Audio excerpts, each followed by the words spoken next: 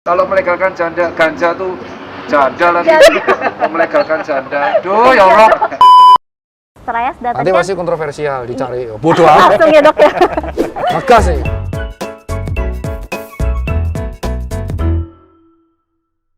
Hai, podcast BNN kali ini barengan sama Dokter Tirta. Dan di episode kali ini Edi temenin sama Dokter Hari dari Balai Besar Rehabilitasi Lido. Gimana dokter kabarnya hari ini? Alhamdulillah baik. Baik semua ya, dokter-dokter muda soalnya.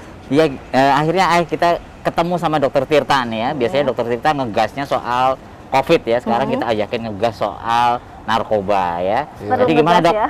Jalan ke sini PPKM dicegat sama Panser nggak tadi? Oh ya enggak. Enggak ya? Tinggal nyebrang. Tinggal nyebrang Jalan aja kaki ya. aja. Jalan kaki aman ya dok ya. Yo. Oke. Oke, karena kan kalau memang biasanya kita tahu dokter nih campaign banget terkait hidup sehat ya kan, demi melawan COVID-19. Nah sekarang kita mengajak dokter untuk ngomongin soal narkoba nih dok. Yuk.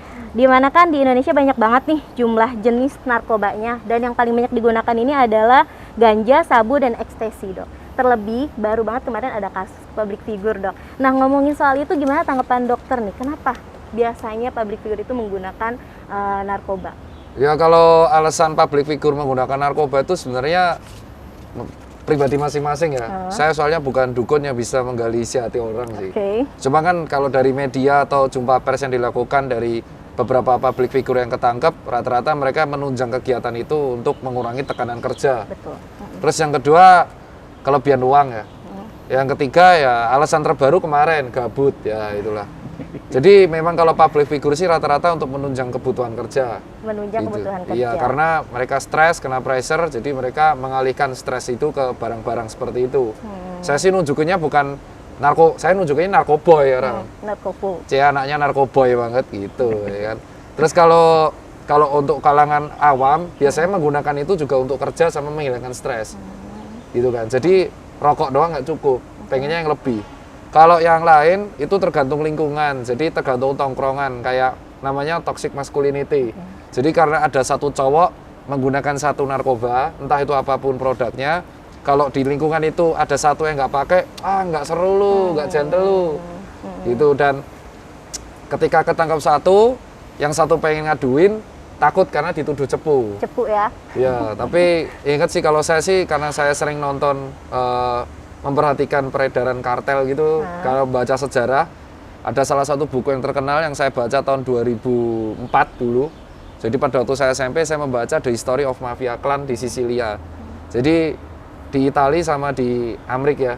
Dan di Amerika sendiri hancur lebur mafianya gara-gara kokain yang dijual oleh si Pablo Escobar. Dan kita lihat salah satu sejarah historinya si Pablo itu sempat ngomong kepada anaknya, "Nak, lu boleh dagang kokain, tapi lu jangan pernah pakai kokain ini. Kokain ini hanya dipakai orang-orang idiot," digituin. Itu yang ngomong si Escobar. Jadi lucunya adalah bandar tuh nggak pakai, tapi dia memberikan ini untuk merusak. Dan lucunya Kolombia ini pada waktu itu si Pablo Escobar menjualkan produk ini ke Amerika, tapi tidak ke negaranya. Jadi dia ngerusak emang. Dan dia tahu konsekuensinya. Jadi kalau kita tahu nonton film Narcos atau kita film nonton si Pablo, itu memang bandar yang produksi ini kaya bukan make. Dan kalau kita baca sejarah lagi lebih lanjut, Jepang tuh menjajah Cina kan karena opium. Itu kan yang akhirnya kan opium itu hanya untuk morfin tentara. Tapi akhirnya disebarkan juga ke luar negara untuk dijual karena memiliki efek-efek halusinasi. Gitu sih kalau dari sejarah. Jadi memang dipakai buat seperti itu. Nah dok, nih tadi kan dokter udah nyebut ya soal opium gitu kan. Sebagai dokter juga akrab dong ya sama zat-zat psikoaktif ya, obat-obatan tadi ya, morfin segala macem. Nah menurut dokter nih, dari sudut pandang dokter, kira-kira ada nggak sih sisi positif gitu dari zat-zat psikoaktif? Kalau dari zat-zat itu kan namanya adalah psikotropika ya. Jadi memang zat-zat tersebut digunakan untuk dalam keadaan operasi berat. Contoh kita lihat opium. Opium tuh akan digunakan dalam operasi berat yang membutuhkan operasi besar karena memang untuk menghilangkan rasa sakit. Jadi opium itu memang digunakan untuk operasi-operasi besar dan kadang digunakan untuk perang. Penggunaan opium ini semakin masif pada waktu itu di World War II. World War II ketika Jepang memang yang menyebarkan itu dari penanaman di Cina saat itu. Dan derivat-derivat opium itu kan jadi banyak banget. Bisa jadi heroin, bisa jadi kokain, bisa jadi gori, bisa jadi apapun yang dikenal, bahkan ada sintetisnya. Nah, hal itulah yang mengganggu kinerja saraf. Jadi memang untuk operasi gitu. Terus kalau benzodiazepin untuk orang dengan gangguan jiwa, ada golongannya kita lihat Dumolid, itu kan sebenarnya kan nama lainnya ya ada kandungan 1/10 dari diazepam. Sementara ada yang namanya diazepam, itu juga untuk orang-orang dengan ODGJ dan itu harus dengan resep psikiater ya. Terus ada juga aprazolam, golongan zolam, terus ada obat-obat lain yang memang digunakan seperti itu. Nah akhirnya karena yang dicari impact-nya, banyak masyarakat golongan bawah yang akhirnya malah ngincer itu kodein. Kodein itu ada di dalam obat batu hitam. Makanya kalau kita lihat ada salah satu produk obat batu hitam dikumpulin dihisap, diminum. Karena biar kayak impact-nya memabukkan. Jadi memang ini semua itu adalah lingkungan. Satu ya kita bilang, tekanan kerja, stres karena tekanan hidup, mereka mengalihkannya ke hal seperti ini. Stres ya, jadi balik lagi nih ngomongin soal stres nih. Kan sekarang dok kita tahu ya kayak Gen Z ataupun generasi milenial dan dunia sosial media dok. Jadi kayak tuntutan hidup tuh terasanya berat banget gitu. Nah sebenarnya doping yang terbaik nih buat ngadapin stres atau apa tuh apa sih dok? Ya kerja lah. Oh kamu mau kaya kok instan, lu kira apaan dukun?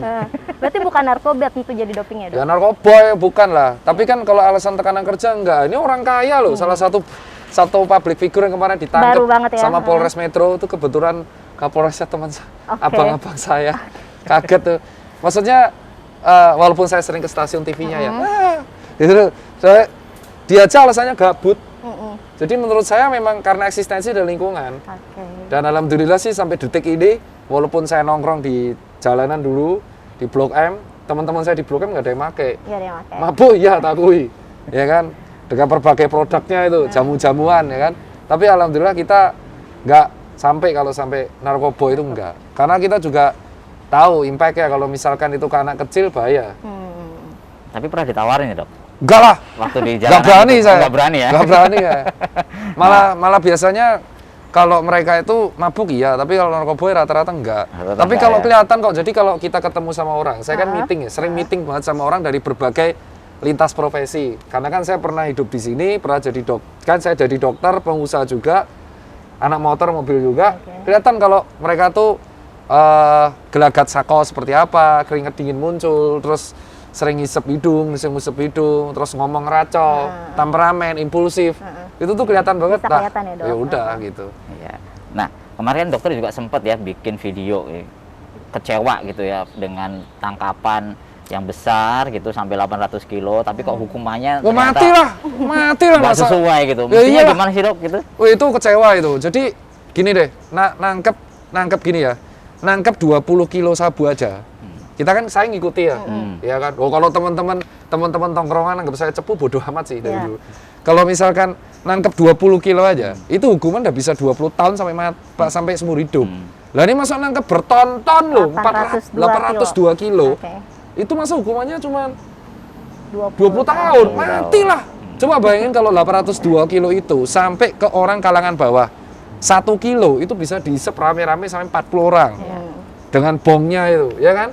Amfetamin, ya bayangin 800 kilo, berapa ribu orang yang akhirnya menghisap barang laknat itu, dan akhirnya malah memenuhi bui sama rehab. Gitu kalau saya. Perlu nggak dok dibedain gitu, misalnya kalau yang pengedar dihukum mati. Oh kalau pengedar saya setuju mati semua. Kalau pengguna oke, mereka mungkin kebablasan untuk di rehab, silakan, kan banyak rehab nih, gratis, ya kan Lido sampean kan. Tapi kalau pengedar saya usul nih ya. Sama seperti di Kolombia. Jadi pada waktu itu Presiden Ronald Reagan itu ngomong war on drugs Amerika war on drugs. Pengedar apapun harusnya kayak Duterte, mati bos tembak. Loh, saya usul malahan untuk Pak Kapolri, ya kalau boleh usul seluruh pengedar tembak mati tempat. Tidak ada HAM loh untuk pengedar. Mereka juga nggak memikirkan HAM anak-anak kita. Loh kalau misalnya anak saya besok umur 17 keserempet, ya kan pengedar kan, sama kayak Duterte. Saya setuju usul Pak Duterte itu terapkan di Indonesia. Tembak mati untuk pengedar. Oke dok, dan kita ngomongin lagi soal stres. Nanti masih kontroversial dicari, bodoh amat. Langsung ya dok ya. Ngegas nih. Oke dok, kita emang bener tadi dokter Hari juga bilang terkena dengan gasnya ya, langsung gas nih. Dan dok, kita ngomongin soal tadi kan dokter sempat bilang, ya kalau emang mau doping terbaiknya itu ya kerja gitu. Nah sekarang kita kaitkan dengan kondisi saat ini dok, di mana stay at home, di rumah aja ya kan. Justru jadi kebosanannya seperti yang kasus kemarin, kegabutannya dijadikan pelarian untuk pakai narkoba. Gimana nih dok menanggapi hal tersebut? Ya kalau tanggapan untuk orang-orang seperti itu ya, kegabutan terus malah make gitu kan. Malah make, itu jujur kita tuh punya kegiatan banyak ya, olahraga. Ya kan, sekarang zamannya sepedaan. Itu barang nggak murah loh, maksudku gitu. Terus ada juga streaming, live game gitu kan. Main PUBG kayak sama main FF tuh lebih mending daripada kamu kalau gabut kayak gitu. Dan buat anak muda, kalau gabut bingung mau ngapain, ya cari kerja tuh banyak. Teman-teman saya yang bisa desain font, customer-nya luar negeri. Banyak kok toko-toko di sini yang memerlukan shopkeeper. Kalau Jakarta PPKM ngerantau dong keluar. Ya kan, Tasik, Garut masih bisa kan. Ya kan, kalau mau kaya raya doang tapi nggak mau kerja mah ngimpi bos. Itu dukun gandanya nggak ada. Ngepet aja berusaha jadi babi kan. Iya, benar. Udahlah. Tetap ini jangan pakai narkoba. iya, menarik lagi nih dok. Kemarin kan dokter juga sempat ngomongin ya soal ganja nih gitu ya. Nah, tadi bilang soal legalisasi lah dan seterusnya. Oh seru deh. Iya, ini ada agak deg-degan ini, gitu. Ini gimana sih dok? Maksudnya buat menyeimbangkan gitu. Jadi kan kita, gini, kalau maaf tak potong dong. Jadi kalau legalisasi ganja, ya kan. Kalau kita lihat daerah kayak Amerika Serikat. Nah, kita lihat dulu orang melegalkan ganja itu buat apa? Kalau melegalkan ganja tuh janda lagi. Kalau melegalkan janda. Duh ya Allah. Kalau melegalkan ganja buat diisep doang, buat dirakap doang. Ya buat apa? Ya kan? Ini bukan Belanda, Bos. Ya kan? Ya kan? Listrik aja bisa dicolong. Nah, maksud di sini adalah kalau legalisasi ganja itu untuk penelitian, saya setuju. Ya. Penelitian, karena beberapa penelitian, dokter pun setuju. Dengan catatan pengedarannya pun harus diawasi oleh pihak berwenang. Nah, sekarang gini. Kita lihatlah orang yang rata-rata pro legalisasi ganja itu kita lihat penggunanya buat medis atau buat dibakar. Ya kan? Kalau penggunanya buat dibakar ya nggak mau batin apa-apa, Bos. Iya. Ini hanya saya setuju untuk legalisasi ganja untuk penelitian. Ya, sebatas untuk penelitian. Sebatas ya. untuk penelitian. Nah, untuk sebab itu kan maka harus dibuat rapat yang khusus. Kenapa? Karena kalau kita lihat ganja itu narkotika golongan 1. Ya. Dimana kalau untuk mengubah dari golongan 1 ke golongan 3 itu harus rapat dengan Pak Presiden.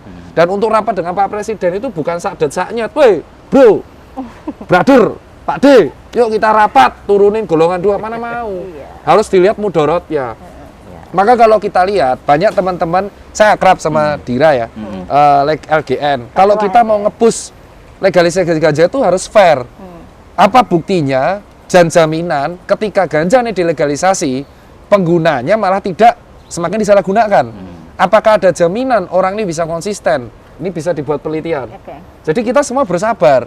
Karena kan ini bukan urusan presiden, bukan urusan presiden semata. Misal Pak Jokowi, oke, golongan 1 dilegalkan. Ternyata orang yang halusinasi banyak, rakap di pinggiran malahan. Berarti yang salah siapa? Ntar disalahin Pak D Jokowi, ya kan? Jadi kalau dari sini, namanya kita mengubah kebijakan, apalagi menggeser dari golongan 1 golongan 2, kita tahu memang beberapa daerah di Indonesia itu subur. Tapi jangan sampai ketika aturan tersebut dilegalisasi, malah disalahgunakan untuk menjual ganja ini ke ekspor. Loh, yang jadi masalah itu adalah bukan innernya. Yang jadi masalah adalah banyak orang memanfaatkan kesempatan legalisasi ini nanti, kalau dia legalisasi, itu malah buat dijual ke Amerika. Loh, harga ganja di Amerika itu mahal loh. Ya, kayak contoh musisi, ya kan? Musisi itu salah satu yang ketangkap kemarin beli biji ganja loh dari luar negeri. Buat ditumbuhin ya. Buat biji itu buat apa? Nanem lah. Ya makanya kalau kita lihat apa jaminannya ketika legalisasi. Makanya saya mendukung legalisasi itu untuk penelitian, tapi harus ada jaminan pengawasannya ketat. Mana rumah sakit yang dijadikan penelitian? Dan ini harus kerjasamanya menurut saya dengan BNN. Jadi kalau legalisasi itu ada ya yang ngurus harusnya BNN sama LIPI. BNN sama LIPI, Lembaga Penelitian Indonesia, kerjasama dengan BNN atau BNPT, ya kan? Setelah itu kerjasama segitiga ini di bawah Kemenristek, yang di bawahnya Kemendikbud, penelitian. Dan ini pun harus mendapat pengawasan khusus. Jadi area circle tertentu terbatas. Jadi ganja diteliti di sini. Kalau sampai ganja yang buat teliti keluar, berarti yang salah ya orang dalamnya kan? Dalam. Nah, gitu kalau dari saya. Cuman untuk penelitian ini kan harus orang berwenang, dan untuk menggeser golongan 1 kalau nggak salah ya, tolong direvisi. Benar. Itu kalau nggak salah presiden yang harus rapat dengan Menkes, rapat Kemenristek, sama rapat dengan Polri, sama BNN. Iya. Jangan asal gitu. Iya, menimbang resiko juga. Ganja ya. tidak membunuh, iya Bor, tapi lalu tahu aja. Masyarakat Indonesia. Orang dilarang aja orang masih nyimeng, Iya. gagah-gagahan, ya kan? Apalagi diizinkan. Diizinkan. Nah, sekarang kita butuh dokter Tirta untuk lebih ngegas lagi nih, dimana kan BNN baru mengeluarkan tagline atau campaign itu War on Drugs nih dok. Iya. Nah, gimana menurut dokter Tirta dan gimana nih cara ngajak masyarakat di luar sana untuk yuk kita sama-sama perang melawan narkoba gitu dok? Bu, kalau dari saya sendiri, kalau dari teman-teman itu di bawah nih Mbak, saya boleh usul nih, umpung saya di BNN. Siap. Mereka itu sebenarnya tahu mana yang make, mana yang enggak. Tapi malas nyepuin. Kenapa? Yang dicepuin cuma ditahan paling setahun 2 tahun. Yang Setelah nyepuin. bebas yang nyepuin diincer, bisa dimatiin. Nah, Oke. itu. Nah ini yang saya bilang, gimana kita mau edukasi. Makanya saya bilang pengedar tuh hukum mati aja. Pengedar ya. Oh iya, berarti kalau Pengedar saya juga bisa ya. diteror, pengedarnya marah kan? Ya Iya. pengedar tuh hukum mati aja. Nah yang cepuin dapat penghargaan. Misal, aduin sekitarmu yang pakai narkoba, maka kamu akan mendapatkan bintang bagus prestasi sipil. Jadi kalau kamu ditempel gitu kan, wah, keren. Itu bisa buat kerja, bisa buat apa. Yang ketangkep 10 tahun, 20 tahun, 30, mati. Nah, gitu dong. Kayak Dur Tete, mati kan? Mati. Ya iya. udah, jadi nanti kalau ada alasan polisi nembak mati pengedar, ya pengedar bos. Iya. Ya. Ya. Paling nanti aktivis HAM, tidak sesuai HAM. Ha, sesuai HAM gimana? Mereka tuh merusak generasi kita. Mati jalan utamanya pengedar tuh. Biar bersih Indonesia dari narkoba. Bersih dari Tirulah Filipina. Halo Pak Kapolri, semoga usul diterima. Nah, terus kan tadi tadi dokter bilang ya, banyak cara pengedar itu untuk menghancurkan generasi muda. Nah, di antaranya kan kita pernah dengar ya, tembakau gorila lah, kemudian sinte lah, yang narkoba-narkoba jenis baru nih. Nah, sebagian memang udah diatur ya sama Permenkes gitu, sebagian lagi kan yang banyak gitu. Nah, ini menurut dokter harus gimana ini supaya Ya. kita juga Gini, namanya penelitian obat, jadi kita anggap ini kayak obat. hmm, Bagi peneliti, tidak ada yang namanya tuh ilmiah A saklek tuh enggak. Apa yang hari ini terjadi, kemarin terjadi, hari ini bisa basi. bisa beda. Ya kan? Ya. Apa yang hari ini A, besok bisa berubah lagi, itu penelitian. Jadi saran sih BNN kerjasamanya Kemenristek. Ini kan BNN nih. Ya kan, kalau yang menangkap ada BNN juga divisinya, ada juga dari Sarsa Narkoba, dari polisi. Nah, cuman lebih baiknya BNN ini kan sebuah badan. Nah, badan ini kerjasama dengan Kemenristek untuk meneliti up to date narkoba-narkoba yang masuk. Kayak Flaka kan baru beberapa tahun terakhir. Ya. Inek pun namanya lah aneh-aneh. Ya. Ada vape, ada sinte lagi sekarang. sinte. Nah, jadi kalau saran saya sih tetap up to date sehingga kita bisa melindungi anak muda ini dari narkoba. Tapi Ya, memang tetap benar harus diatur ya itu ya. harus lah. Harus ya. Tetap. Jadi kalau misalkan yang ngedar 1 kilo aja nanti mati, orang mikir nanti kalau ketangkep 50 kilo, 100 kilo, 200 kilo, kemarin 800 kilo loh. 800 kilo, benar. 802 kilo. Iya. Lu bayangin 802 kilo tuh separuh kontainer, Bos. Penuh dok. Penuh. Penuh. Berapa Dan- juta orang ya? Iya. Dan tadi juga dokter kan sempat bilang ya kalau udah sempat ngomong nih rehab tuh gratis. Nah sekarang Ayo mau ngomong kalau misalnya ngomongin soal BNN tuh anak muda tuh udah horor duluan dok. Jadi kayak aduh gue nggak mau direhab, gue takut. Jadi tuh takutnya aib lah buat keluarga. Ini gimana sih dok untuk ngasih tahu masyarakat di luar sana yang udah terlanjur menggunakan narkoba untuk yuk datang ke rehabilitasi BNN gratis. Ya pilihan lu antara lu ditangkap jadi napi ya kan, atau lu ngajuin diri aja jadi rehab. Udah gitu aja. Daripada lu dicepuin temen lu. Oke. Habis saya nyepuin, soalnya kata dokter Tirta kalau nyepuin dapat prestasi. Nah, daripada lu dicepu temen lu, kenapa? Setiap pengguna narkoba akan selalu dicepuin temennya. Ya, selalu itu. Resiko. Ya masa ketangkap sendiri kan nggak mau? Iya, nggak mau. Misal ada satu pengguna narkoba ketangkap sendiri, dia pasti ngomong dong, dapat dari siapa, dapat dari siapa. Ya kan gitu bro. Daripada lu ntar ketangkep, lebih baik lu datang nih ke BNN, Mbak saya pernah make, saya mau berubah. Ya tapi Selesai. jangan bawa nih Mbak saya make nih Mbak saya bawa alat-alatnya, lu dibui sekalian lu. Gitu. Jadi kalau Anda pernah make atau pengen berubah, silakan datang ke BNN dan kalian bisa langsung dapatkan fasilitas rehab tuh secara gratis. Kenapa? Daripada sampean nanti ketangkap sama sel narkoba, mau sampean, ya kan? Ya udah, dan narkoba ya nggak apa-apa. Setelah selesai, kalian nggak akan ngerasain sako dan hidup beres. gemuk lagi. Dengarkan lagunya BIP. Aku gemuk lagi. Nah, gitu dong. Iya. Dari tahun 93 saya itu udah memakai narkoba. Mulai dari ganja, rohipno, roce, sabu, ekstasi, putau, itu udah sempat saya rasain semua. Semua varian ya. Udah semua saya rasain. Keluarga tidak ada yang mau menerima. Pokoknya semua masa bodoh, lu mau mati di luar apa terserah.